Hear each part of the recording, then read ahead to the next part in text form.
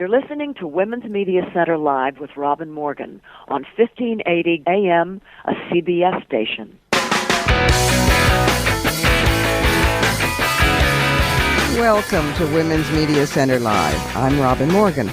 You are listening to us on CBS radio station 1580 AM in the Washington, D.C. area, or you're streaming us on the web at WMClive.com. And that's the site where you can also find links to podcasts of all our previous shows. And we want to hear from you, too. Tweet us at hashtag WMCLive or email us at womensmediacenterlive@gmail.com. Now, get your popcorn popped, because this week we go to the movies. It's awards season and festival season, and so where are the women? Well, they're here. We cover the Athena Film Festival in all its feminist glory, and Sundance, which is experiencing girl power. And then, for a close-up of sexism in Hollywood, we talk with actors Kathy Bates and Jane Fonda.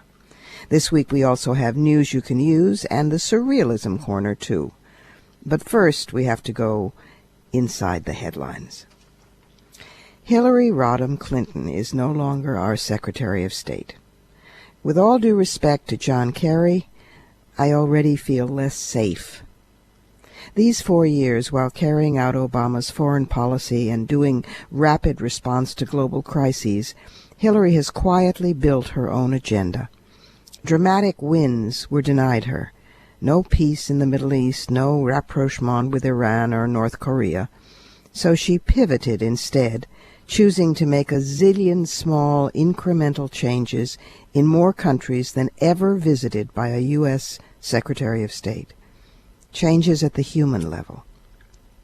As Stephanie McCrumman pointed out in the Washington Post, those choices include promoting a milk cooperative in Malawi and attending an environmental summit in Nuuk, Greenland, unglamorous events in overlooked places.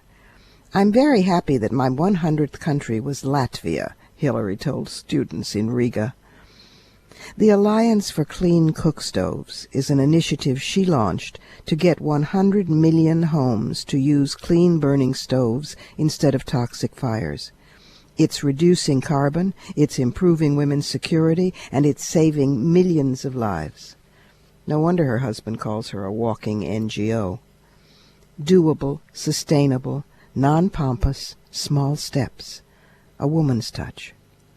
Swanee Hunt, founding director of the Women in Public Policy program at the Kennedy School, compares Hillary's legacy with that of Secretary of State George Marshall, who won the Nobel Peace Prize for what came to be called the Marshall Plan, aid to rebuild European economies and contain the spread of Soviet communism after World War II. It was a new security paradigm. Humanitarian, strategic, pragmatic. The Hillary Doctrine is all that and more. It establishes the empowering of women as a central force for a more stable world. Will John Kerry sustain her vision? Does he grasp that, as the book Sex and World Peace empirically proves after a 12-year global study, the best predictor of a state's peacefulness is not what we've been told, not wealth, not democracy, not natural resources, not geopolitical or ethno-religious identity. The best predictor of a state's peacefulness is how well its women are treated. Hillary has tried to establish continuity to women's centrality in foreign policy. She created the position of Ambassador at Large for global women's issues, and she saw to it that the President signed a memorandum making the post permanent. Last March, she issued a document titled Promoting Gender Equality to Achieve Our National Security and Foreign Policy Objectives, a dull, wonky name for a revolutionary manifesto. It makes mandatory the U.S. State Department's inclusion of women in everything from budget plans to peace negotiations. I think about reading her Wellesley commencement remarks written at age 21. They end with a commitment, quote, to practice with all the skill of our being the art of making possible, End quote. And for decades she's been learning how. So take that well-earned rest, my sister, but only for a while. Women are waiting, and so is history. Now to our first guest. Melissa Silverstein founded the now go-to blog for all things feminist and movies. Women in Hollywood, it's called, on IndieWire.com. She is also a co-founder and the artistic director of the Athena Film Festival, a celebration of women and leadership at Barnard College in New York City, taking place right now from February 7th to 10th. Check out, all one word, AthenaFilmFestival.com. Welcome, Melissa, to Women's Media Center Live. It's good to have you with us. Glad to be here. Now, I don't know where to start. Well, let's start with the Athena Film Festival, which was your baby, and you made it happen, and it is now an established and huge thing. Talk about it, what it's doing this year. Well, the Athena Film Festival is in its third year. I'm one of the co-founders with Kitty Colbert, who runs the Center for Leadership Studies at Barnard College, and the goal of the film festival is to highlight women's leadership both in the fictional world and in the real world. So what we have put together is 36 movies. We have 11 documentaries, 10 features, and 15 shorts that all tell a story of women's leadership. What makes the Athena Film Festival unique is that we have films directed by men and women, but at the core, at the center of each story is a woman leader. This is so special. I mean, having attended it and come away feeling like I had entered into the future or entered into a really fair world. It's a culture shock to come back to the now. Well, we love it and we're really proud of it. And one of the things that we do is we kick off the festival not with an opening film, but we kick it off with an awards reception where we honor women in the entertainment business. And this year, we are honoring Gail Ann Hurd, who is a longtime producer, who is kind of an out-of-the-box, typical female producer, produces action and genre films, with the Laura Ziskin Lifetime Achievement Award. And Laura Ziskin was a producer in Hollywood who passed away last year. Our other awardees include the fantastic Ava DuVernay, the director of Middle of Nowhere, and Rose Kuo, who runs the Film Society at Lincoln Center, and Pat Mitchell, the president and CEO of the Paley Center for Media, and Molly Haskell, who wrote the landmark book From Reverence to Rape, the treatment of women in the movies. I always feel that you are the non-blood daughter in terms of feminism in films of Molly Haskell. I only could wish to aspire to be as thorough and thoughtful as Molly Haskell. Well, your new book, In Her Voice, Women Directors Talk Directing, is a very important contribution on that front. Say when it came out, it's just newly out, right? Well, yes, it's out 2 weeks now. My goal when I started the website, Women in Hollywood, which is a blog on the IndieWire network, was to raise awareness of the great contributions women are making in the entertainment business and cover it kind of with a feminist slant. What I have discovered over the couple of years that I've been working on the site is how we need to amplify women's voices, especially women directors. We live in a world where women are less than 10% of the top grossing directors, and really they don't have enough of a voice, and we don't get to see their visions out there. So what I did was take 40 plus interviews that had appeared on my site over the first couple of years, and I put them together in an ebook, and there is, with each director, there is a bio, there are links to their trailers, links to their IMDb site, as well as the interview. And so the objective of this is for people to go, oh yeah, there are a lot of women out there. Yeah. And you can download it very simply on, go to inhervoice.net, and it's 2 or 3 clicks, and you have the book on your computer. You can read it on a PDF. You can also download it to all your readers, and if you want to actually get a copy, which you can get a copy, you have to get that through Amazon, but then you can't see the hyperlinks.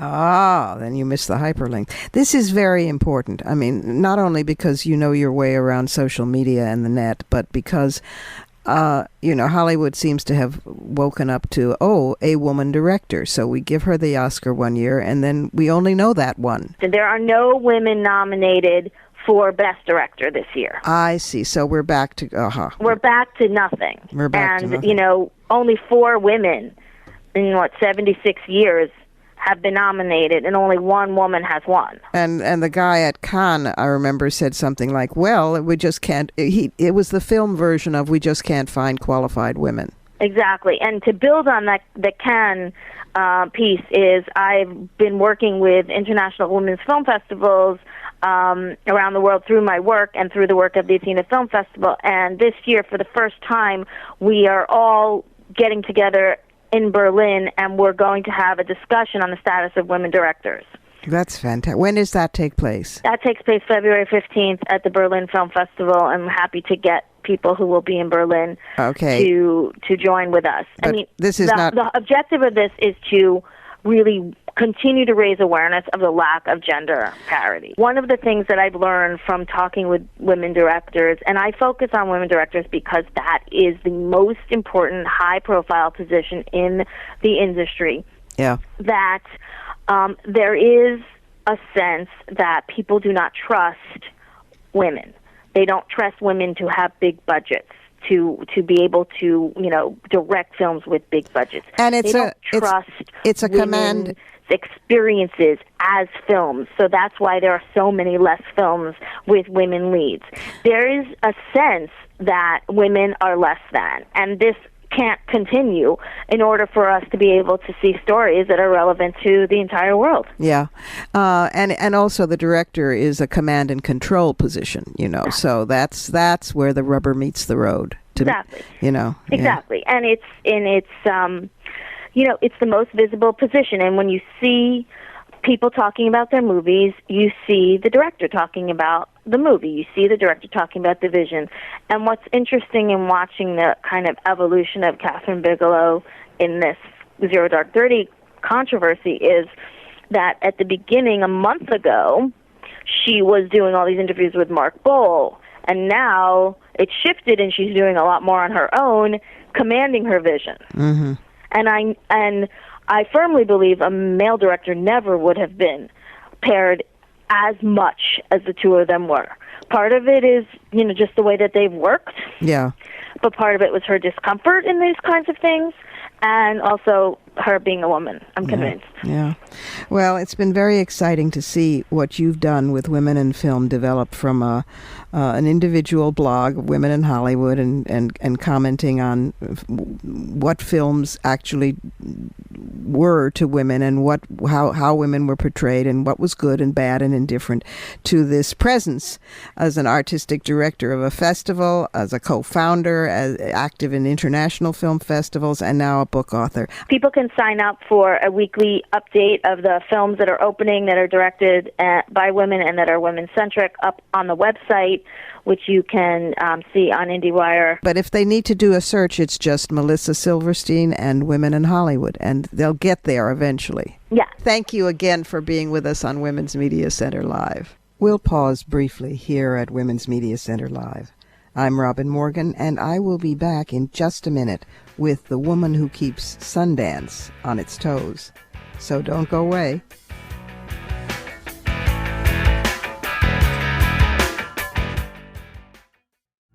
After Hurricane Sandy, parts of the East Coast have returned to normal, but others won't see normal again for quite some time. One group getting volunteers and aid supplies to those who need it is called Occupy Sandy. Made up of a coalition of Occupy Wall Street activists, community organizers, and technologists, Occupy Sandy is using social media and other software tools to identify and quickly respond to urgent needs among the hardest-hit communities. You can help. To donate or to volunteer, visit occupysandy.org.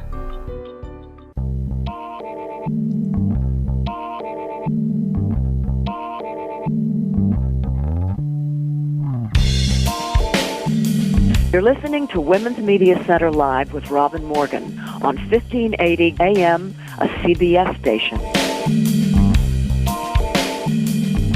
And we're back with our next guest, Keri Putnam, Executive Director of the Sundance Institute, which discovers, develops, and supports filmmakers, presents the annual Sundance Film Festival, and has just issued a blockbuster study on where women are in film. Welcome, Keri, to Women's Media Center Live. Thank you. It's great to be here. Well, it's lovely to have you here. Bravo for this report, exploring the barriers and opportunities for independent women filmmakers, which was commissioned by Sundance Institute and Women in Film Los Angeles, with 4 wonderful researchers out of the Annenberg School for Communication and Journalism. This is a first-of-its-kind study, isn't it? It is. We were very interested at Sundance Institute because there have been some studies, notably by Martha Lawson, about women's representation behind the camera in the studio world, and those percentages have consistently been pretty dismal, actually. And so we were curious at Sundance about how women were faring in the independent world. I mean, we had some instincts based on our own numbers at the festival and in our developmental programs, but we really wanted to take a comprehensive look at the field, which had never been done before, and theorized that perhaps in independent film there were fewer gatekeepers and therefore potentially fewer barriers to women's success behind the camera. So we were curious, insofar as the representation wasn't equal, what some of those obstacles were and what the opportunities were for us to create programmatic activity to support women. And we were very pleased and thrilled to be working with Stacy Smith and her team at USC Annenberg. She is one of the leading experts on diversity in media and specifically on gender in media. And I think the study has yielded a lot of very productive and sort of useful data that we will take forward from here. We do know that women are doing far better in independent film than they are in the studio world, the mainstream studio world.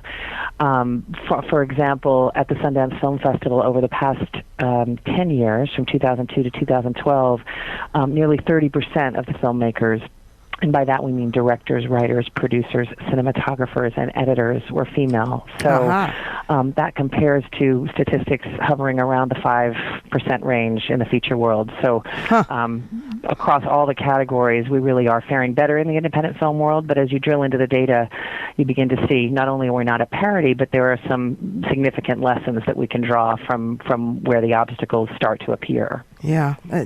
Stacy sent an email that I'm looking at right now where she herself, your chief researcher, said a couple of especially compelling findings. Women are supporting women behind the camera. I guess this is mostly in the independent world. 2, Sundance supplies and reinforces the pipeline of women directors from independent films to studio films.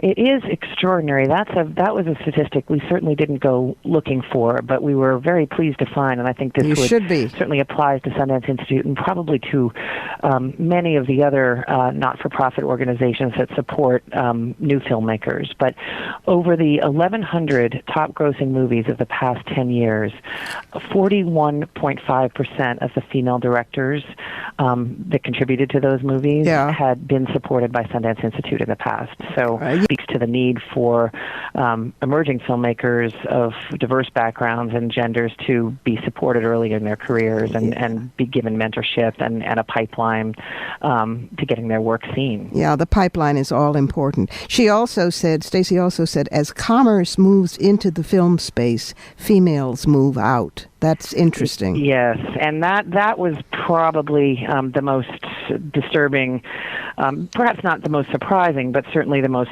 disturbing clear finding in this study, where we looked at the percentage of women that were coming in, let's say, with scripts to our labs, and we saw that we were nearly at gender parity in many cases, certainly in documentaries and even in feature film, we were approaching gender parity in our labs.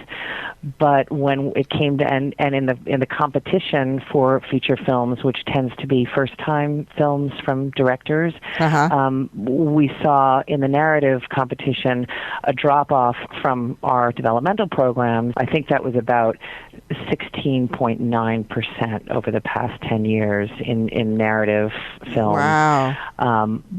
But interestingly, women were 34% of directors in documentary films. So we can come back to that. Why is it more easy? Why is it easier for women to become directors and filmmakers of documentaries and narratives? Indeed. But as the sort of level of production finance and the level of cast and the level of mainstream financing involvement increased, for example, in our premiere section of the festival, we saw that percentage drop off, both in documentaries and in narratives. And indeed, if you sort of trace the line from first films at Sundance to second or third films through to studio films, you do see a steep drop-off of women as budgets get higher and casts are more high profile. And I think that's that Stacey refers to that as the fiscal cliff, which I think is a great term and a useful one, and something that we'll be looking closely at trying to find program to help address in the coming years at Sundance. Keri, I have to say that the two things that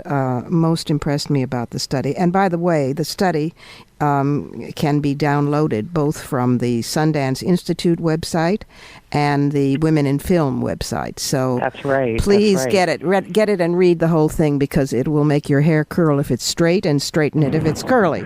But the two things that impressed me the most were that the sort of takeaway identified 5 major areas identified as hampering women's career development in film, and then went into opportunities that exist and that Sundance was committed to doing to change the situation. You want to go into those? Absolutely. They include, as I mentioned earlier with the fiscal cliff, gendered financial barriers, where women just have harder time accessing financing. Also male-dominated industry networking, which is sort of a similar aspect of the same problem, and stereotyping on set. Interestingly, work-family balance was not the first, second, or third mentioned reason why women are not reaching parity. So we felt that was sort of important, because a lot of people may assume that is the primary issue, but we didn't find it to be so. But it was also important for us at Sundance, and I think for women in film as well, to not just focus on the barriers, but really look at the opportunities, look at what works, and look what can guide us to creating programmatic activity going forward that will help, we hope, ameliorate these challenges. And that includes mentoring and as I mentioned earlier, early support for women as they're emerging in their careers through the sorts of programs Sundance offers at its labs and granting programs. Right. Also, improved access to finance, and that's across the board. And that's we don't finance production here at Sundance. We do offer grants, but we do work with a lot of allied organizations that are stepping into the finance space, and so we're hoping to be creating some partnerships to create opportunities for women-directed and women-produced films to find new sources of financing.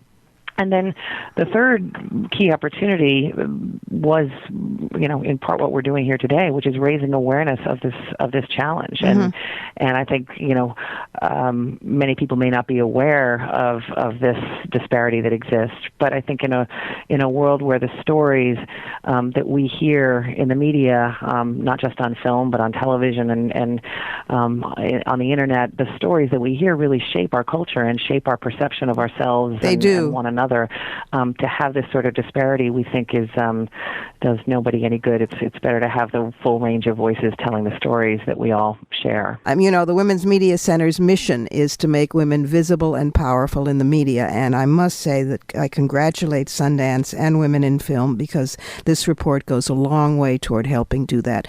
Be sure to download it from Women in Film website and from Sundance Institute. Thank you, Keri, for being with us today. Thank you so much. It's really been a pleasure. And this week we have some news you can use. 2 little items. One, right around and during Oscar night, Women's Media Center has set up a hashtag so that you can hear, find out, and contribute to all sorts of insights about women and Oscars and film. And it's simply hashtag Oscar Women. So join us during Oscar night and just before and around that time. The other little item is St. Valentine's Day is coming up, and if you're into that sort of thing, here's a way to make it revolutionary. Information on marriage equality. If you and your same-sex lover want to become legalized, 9 states have the freedom to marry for same-sex couples. They are Connecticut, Iowa, Maine, Maryland, Massachusetts, New Hampshire, New York, and Washington State, and Vermont, plus Washington, D.C. In 2012, the legislature in New Jersey passed a Freedom to Marry bill, and work is, even as we speak, underway to override the governor's veto. Hiss boo, but they're overriding it. New Mexico and Rhode Island explicitly respect out-of-state marriages of same-sex couples. They don't have it their own, but they respect it. While 9 states now offer broad protections short of marriage. Delaware, Hawaii, Illinois, New Jersey, and Rhode Island allow civil union, while California, Oregon, and New York offer broad domestic partnership. So there's a lot of options there. And happy Valentine's Day. Now it's break time. This is Women's Media Center Live, and so far I'm still Robin Morgan. We'll return shortly with the politics of Hollywood and a simply great actor, Kathy Bates.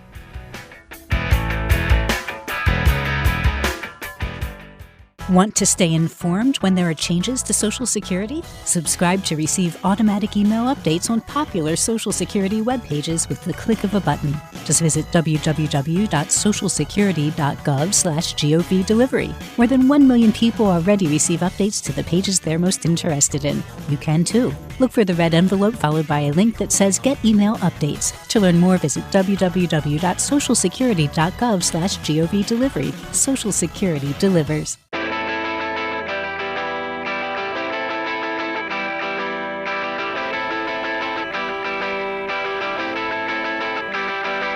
You're listening to Women's Media Center Live with Robin Morgan on 1580 AM, a CBS station.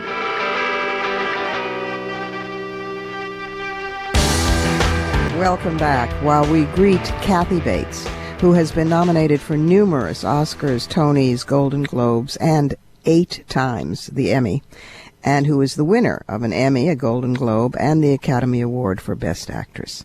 She is also that rarity, a great character actor who is a star, too, and an award-winning director, too. Welcome, Kathy Bates, to Women's Media Center Live. It's an honor to have you here.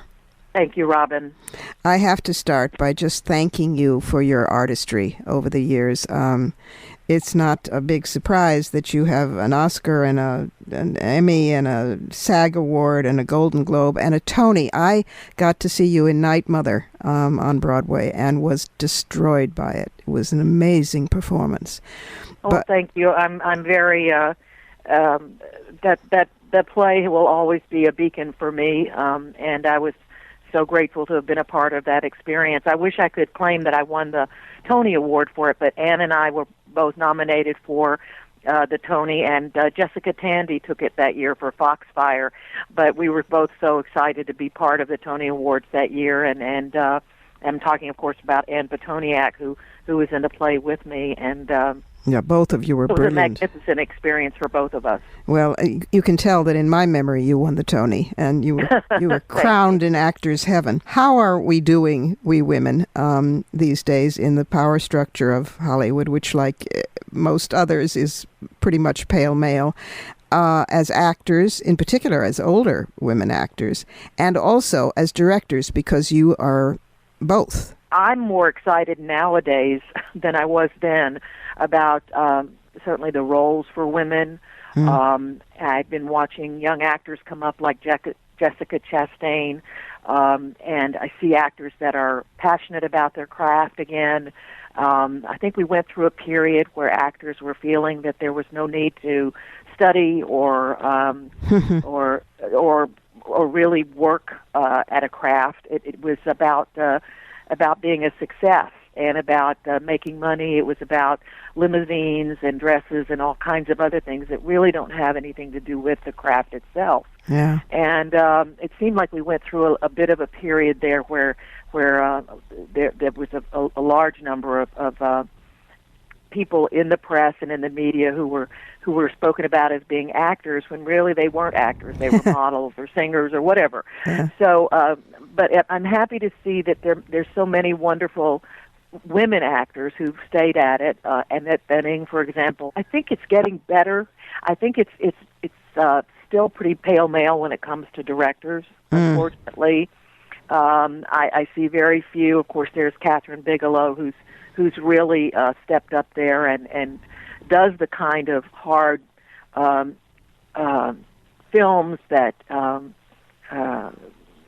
we've seen other men do over the years. You know, those kind of hard fighting, about war, about those kinds of subjects, about male bonding, and we don't see that much in a lot of the young female directors, I think, that are coming up now necessarily. Right.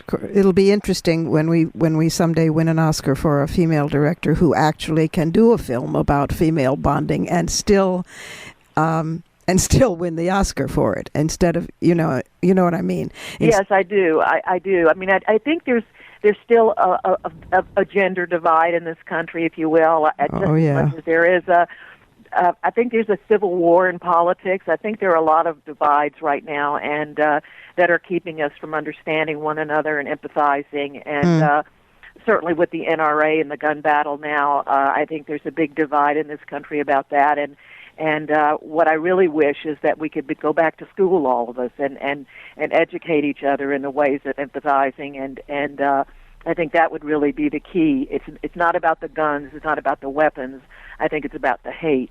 I think you're right. I still feel that a lot. I feel some divisiveness. I wouldn't say necessarily in Hollywood, but I do feel that there's a lot of divisiveness when it comes to women and gender, certainly globally. And the news out of India recently has been shocking and a wake-up call for all of us. Yes. On a recent... So all of these things, I think, occupy my mind more than the movies. I do feel that it's tough for women, and I think, even our president said in his inaugural address that, it's time for women and our daughters and our, to receive equal pay for equal efforts. That here we are in the beginning of the 21st century. Having to say that. That's right, having to say that. It hasn't happened. Yeah. So, and I don't know that it's fair in Hollywood. I don't have a chance to look at the books, but I know in my own experience I've had cases where, even though I was playing the lead in a film, someone else got the money. And so I don't know why that happens, and it's not fair. We have to change the culture. And I think it's not just Hollywood, it's not just the gun debate, it's not just these different issues and different, drawers that we put things in. We really have to educate. I feel instead of putting armed guards in schools, we need to put people in schools who can teach kids to empathize, teach kids not to bully, and teach kids to appreciate each other's gender and for there to be real democracy in this world. Yeah. And then there won't be any need for... I remember I had the honor of meeting Gloria Steinem at my alma mater many years ago, and I gave the speech for the graduates there. And I talked about walking in other people's shoes. And that's what I did for a living. That's what you have to find out when you're an actor. You have to... What is it like to walk in somebody else's shoes? And she said it was subversive. That's right. Why is it subversive to say that? She said, because if you can empathize with someone else, then you can't... It's not so easy to kill them. That's right. It's not possible, in fact. Yeah. And it's not possible. And I think that's one of the gifts that women can bring to the culture, a global culture, a democratic culture, that can help with so many issues, even besides Hollywood. And I've always felt in Hollywood that we reflect society. We reflect what's going on in the world. You influence it too. You influence it greatly as well, and that's incredibly important. And you know how the old thing of you judge somebody by the choices that they've made, and I look at the choices that you've made in your roles, whether as a star or a character actor, and they all, in some way or another, really resonate with that message. They seriously do. I don't know if you know, but Gloria, together with Jane Fonda and me, are the three co-founders of the Women's Media Center. And one of the reasons, well, the primary reason, is to get out that message that you've just articulated, and to change the media so it reflects the real democracy and promulgates it. You know, because without that, we're up a tree, or we're up the creek without a paddle. Yeah, I commend you on the work that you're doing there, and I've spoken to Jane recently about it. And one of the programs that you have that I'm very interested in is one where you teach women to speak well when they're in these situations, like myself, to be able to articulate and to be good speakers when they're talking about their particular field, and to be trained to do that. Right. And I think that's a wonderful opportunity for so many women, because I think many women need to still find their voices. And I count myself among them, even though, you know, I play characters. When it comes to just being myself, I need to be able to speak about my feelings and be clear about my thoughts, and I think it's a wonderful program that you have. We've progressive women's voices. Yeah, we found that even the most incredibly articulate women about maybe their own field, when they turn to trying to articulate their passionate political feelings or societal feelings, I don't mean electoral political necessarily, but you know, are intimidated because we're made to feel that we're not experts, you know, and I don't think you have to worry about that, but I'm glad you think the program is important. We're very proud of Progressive Women's Voices, and I'm very proud that you spent time here with us on Women's Media Center Live. It was a real honor, and I look forward to many years more of extraordinary performances from you, and any help that we at Women's Media Center can be to you in any way, you know who to call. Thank you so much, Robin. It's been a pleasure speaking with you this morning. Keep up the good work you're doing, and please let me know if there's anything more I can do for you. Thank you so much. And now we have to enter the surrealism corner. This is where I always want to sing da-da-da-da-da-da-da. But today in the surrealism corner, what we're looking at is actually real. It's science. Did you know that men's eyes are more sensitive to small details and moving objects, while women are more perceptive, to color changes? This is a new study that suggests that men and women actually do see things differently. There are marked sex differences in vision between men and women. This is a study out of the City University of New York. A recent large review of the literature concluded that in most cases females also have better sensitivity and discriminate and categorize odors better than males. This means we can smell a rat when there's a rat around. And previous research had found that we focus differently, too. In experiments at the University of Southern California, researchers found that men are more likely to fixate on the mouth of a person in conversation, and also are more likely to be distracted by movement behind that person, while women tend to shift our gaze between a speaker's eyes and body. We watch for body language, too, and the eyes, and we're more likely to be distracted by other people, researchers found. So that's your bottom line. We've suspected it. Men and women do indeed see things differently. Da-da-da-da. Time for another pause. I'm Robin Morgan here with Women's Media Center Live, seeing things differently. And when we come back, Jane Fonda has the statistics on Hollywood patriarchy, and she's ready to share.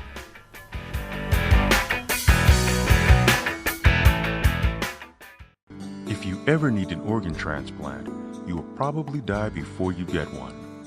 Thousands of Americans die waiting every year. You can improve your odds by joining LifeSharers, and it's free. Visit lifesharers.org or call 888-ORGAN-88. LifeSharers puts organ donors first. When you join LifeSharers, you get preferred access to the organs of other members. This could literally save your life. Join LifeSharers today. There's no age limit, parents can enroll their minor children, and no one is excluded due to any pre-existing medical condition. Call 888-ORGAN-88 or visit lifesharers.org. That's LifeSharers.org. LifeSharers. It's free. It could save your life.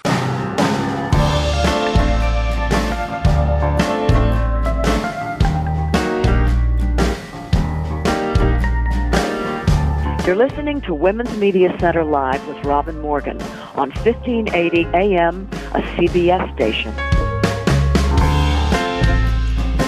And we are back again, this time with my sister, co-founder of the Women's Media Center, actor, producer, activist, fitness guru, author, and all-round Wonder Woman. I've got to get her those magic bracelets in that see-through airplane. Jane Fonda. Welcome back, Jane, to Women's Media Center Live. Very good to have you back again. Well, thank you for having me back, Robin. I love being on your show. And this time we're going to talk about women in movies and film. We are, because it's the Oscar season, and this is our show on everything from the Athena Film Festival to Sundance. To Hollywood. Where this year half of the directors were women. Yeah. Which is very exciting. Yeah. But what's it looking like in the center of the world, otherwise known as Hollywood? Well, you know, as the film scholar Ruby Rich has written in an article for the UK Guardian, she said for women today, directing films is like playing against the house. In a Vegas casino. The odds suck, and the game is rigged. I mean, Hollywood is a tough nut for women. There's been some improvement this year over last year. Women directed 9% of the top 250 domestic grossing films, which is up from 5% the year before. So that's a 4% rise. Yeah. But increasingly, you know, women are directing and writing and editing and shooting documentary films. That's where our numbers have really gone up. That's where our numbers have gone up. 39% of documentaries at all the high-profile film festivals last year were directed by women. So and that's up considerably. But the playing field isn't level. You know, there's a bias against women's abilities and bankability, and it has absolutely nothing to do with talent. You know, it's not that studios only hire men for their big films because men are more experienced. Well, men have made these big films before, so we'll hire them again. But that's not true. You know, plenty of male directors with only one low-budget film under their belts have been hired to direct big-budget franchise films. Mark Webb, who made this tiny little film, I don't know if you saw it, it was a sweet film, 500 Days of Summer. Yeah, no, I didn't. They gave him a $230 million film, Amazing Spider-Man, to direct. I see. You know, or Carl Rinch, he'd only done one short film. He'd never even done a feature. He got to direct the $170 million film 47 Ronin. Another guy, Rupert Sanders, directed Snow White and the Huntsman, and he'd had absolutely no prior feature experience. So, you know, it's not experience. It's not experience. Well, perhaps it's that the director's chair is perceived as a place of command and control. They hire the familiar gender. Yeah. You know, regardless of what the experience has been. And how do we get into the pipeline? What happens when we graduate, say, from film school? Well, Terry Schwartz, who's on the board of the Women's Media Center, she is she's the president of UCLA Film School. It's a very prestigious film school, and she said that and it's a co-ed school, and when the men and women graduate, the men get agents and managers immediately, and the women don't. So it starts right at the beginning. Yeah. So if we can't even get in the pipeline to get the experience, then how come we're criticized for not having the experience? It's tautological. Yeah, it's catch-22. Yeah. And the fact is that making short films and making documentaries does not become a pipeline for women to then rise up to the bigger... No, to the bigger studio features. It's in danger of becoming a ghetto, in fact, at this rate. Yeah. They only take gambles with people who look like the majority of those already directing studio features. And what about... we have to have a whole attitude change out here. And it's important because, I mean, films are such an essential part of our culture. I mean, films do so much for creating consciousness and awareness of ourselves and the society that we live in. And what happens is that the point of view in this major facet of culture is all from the man's point of view. Yeah, and it not only, I mean, films reflect, but they also define reality, and not just our culture anymore, but the whole world. So I don't think that we can underestimate the enormity of this as, frankly, propaganda. You are the most principled member of the Academy that I have ever encountered. I know that you dutifully make a point of seeing every single film that's nominated, which I think is amazingly admirable. You take it very, very seriously. Is there anything in particular that you can recommend this year that you found either showed women in some actual light, or just was a damn good film? Oh, there's so many good films this year. I mean, one of my favorites was Beasts of the Southern Wild. Mm-hmm. It's just hauntingly beautiful and original. It's like a fable. And the central female character at the time was 6, and she's nominated for an Oscar. Yeah, that's wonderful. It's a beautiful, beautiful film. I think Silver Linings Playbook is a fantastic film. Mm-hmm. And Jennifer Lawrence is the real deal. I mean, she is a force. She is so embodied. She's so present as an actor. Mm. She was nominated a couple of years ago for Winter's Bone. I mean, she's very young. She's like 22 years old. Yes. And she starred in Hunger Game, but she's wonderful in Silver Linings Playbook. And I love Django. Ah. Django Unchained. Have you seen it? No, I haven't. I have a resistance going, I must say, to that much violence. I loved early Tarantino, but some of the later ones have been a turnoff. But I should see it because... Just because it's fantastic, and it's a visceral experience of slavery, done in the context of a spaghetti western, so there's humor, but it's operatic, it's over the top, it's exaggerated, everything is, the blood and the gore, it's all exaggerated, but people are coming out of that theater saying, oh my God, I never realized that slavery was that bad. So it's a visceral lesson in slavery, and then you go in the same Cineplex. You can go see Lincoln, which is a head trip. Yeah, a history lesson of how government works. Yeah, and it's also a very good film. But the fact that these two films are playing together at the same time is really, I think, really interesting. It's quite a double bill. But to go back to the women as directors, there have been a lot of really, really successful movies directed by women. Hurt Locker, When Harry Met Sally, Mamma Mia, Bridesmaids, Lost in Translation, Zero Dark 30, It's Complicated, the animated film Brave. These were all done by women. Women are perfectly capable of making extremely successful, of course, and large movies. But it's just too rare. We have to keep talking about it. Where are the women? Why aren't there more women? Why can't we do something about it? Is it that it's hard to raise money? I don't think we can force Hollywood to do quotas or anything like that. But what do you think it is? Is it that we need more women producers to hire women? Is it that we need more women investors to say, I want a woman investor? I want a women director. Financial institutions that are willing to back women starting their own media companies. Mm-hmm.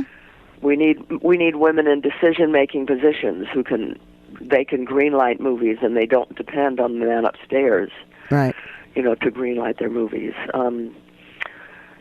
So it's women in leadership. It always comes back to that in every business sector, whether it's movies or financial or whatever it is. We need women in decision-making positions that can say, yes, you're a woman, and I'm going to give you a $200 million film to direct. Yeah. We've only one big thing. Huh? We've only got a few seconds left, but to say a little bit, because I know people will always want to know what's happening with Jane Fonda. You're in the Sorkin series still in Newsroom.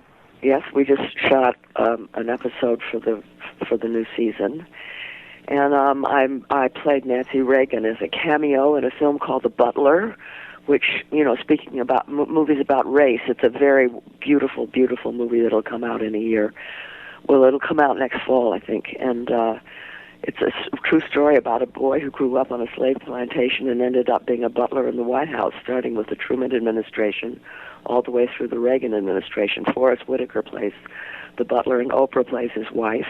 And then a lot of stars play first ladies and presidents, and I play Nancy, and it was a lot of fun. And I'm told, in spite of our differences, that she was very happy that I played her. I'm sure it's one of the high points of her life. Yeah. Thanks for your take on Hollywood and women. Thanks for being on Women's Media Center Live. And now it's time for Fighting Words. Sometimes the morning newspaper can make your teeth grind with one article, yet somehow give you hope with another. Well, a recent New York Times roller coaster ride left me with socio-political whiplash. So, item number 1 was that the Indian government is approving new legislation on sexual violence against women. Although it has to be ratified by Parliament within 6 months, the law takes effect immediately. You see, politicians are scurrying in response to nationwide street protests about police and government incompetence in sexual assault cases, triggered by the recent New Delhi gang rape that resulted in a young woman's death. The new law makes punishable as crimes the following: voyeurism, stalking, acid attacks, and trafficking of women. It has provisions requiring female officers be present in interviewing survivors, and it mandates punishment ranging from 7 years in prison to the death penalty in cases where the victim dies or is left in a vegetative state. Now, Indian feminist groups are urging the president not to sign this, quote, piecemeal and fragmented, unquote, law. That's what they called it, which was rushed into passage, they say, to mollify public outrage, not to have a serious impact. Glaring omissions include a lack of criminal penalties for marital rape and no prosecution of military personnel who commit sexual assaults. Many women's advocates also objected to the introduction of the death penalty. I sympathize with Indian feminists who are unsatisfied by so little so late. But it's true that the perfect is the enemy of the good. Of course, it's also true that the bad is the enemy of the good. Protectionism of rapists who are husbands and or military personnel is frankly appalling. So is the minimalism with which the law addresses police behavior, sometimes even police rape in the police station, which re-victimizes the survivor when she seeks help, which, consequently, fewer and fewer women do. The Delhi-based Lawyers Collective found evidence of judicial bias against women in domestic violence and sexual assault cases and recommended an official mechanism to monitor the judiciary's performance. Is that in the new law? Forget about it. And only now is India seriously addressing acid attacks and trafficking? Pause for sound effect of grinding teeth. Then there's item number 2, an article about how librarians, Muslim scholars, archivists, and most movingly ordinary citizens in Timbuktu had hidden ancient scrolls from the Islamists when they came marauding across Mali, chopping off the hands of accused thieves, stoning rape survivors, calling them adulteresses, banning music, destroying the long-held sacred tombs of Sufi mystics and saints, and burning the famous library of Timbuktu. But the ancient scrolls from the city's golden age were saved. Texts on Islamic philosophy, on astronomy, on botany, medicine, poetry, 8,000 scrolls kept by one family alone, handed down generation after generation. They'd all already been hidden. Residents of Timbuktu have been through this before, many times, from when Songhai emperors invaded Mali to when France colonized it. Unable to save themselves from the sadistic so-called justice of mutilation or stoning, these people managed to save the artifacts of learning. How fanatics fear education, how they cherish their ignorance. The Islamist yahoos are like the Old Testament Yahweh, forbidding the tree of knowledge and wrathful at any disobedience. Well, they're gone from Timbuktu for now, and the scrolls are safe. Of course, if we could only convince Indian politicians to understand that female human beings are at least as indispensable and precious as Timbuktuans understand their trove of human knowledge is, that would be nice. And that's it for this week.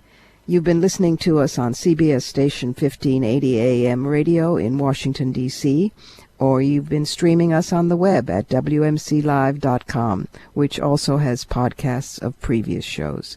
Remember to email us at womensmediacenterlive@gmail.com or tweet us at #WMCLive.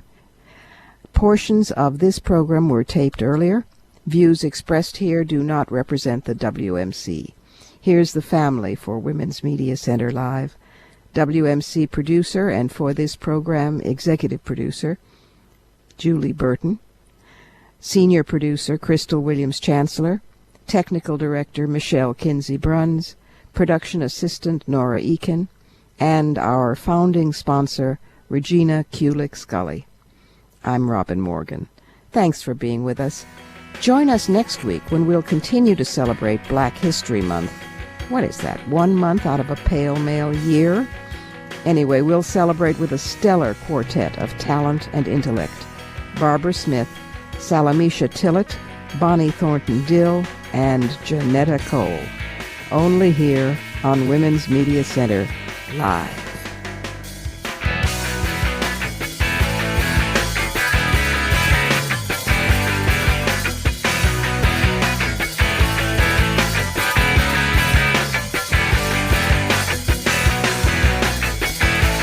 You're listening to Women's Media Center Live with Robin Morgan on 1580 AM, a CBS station.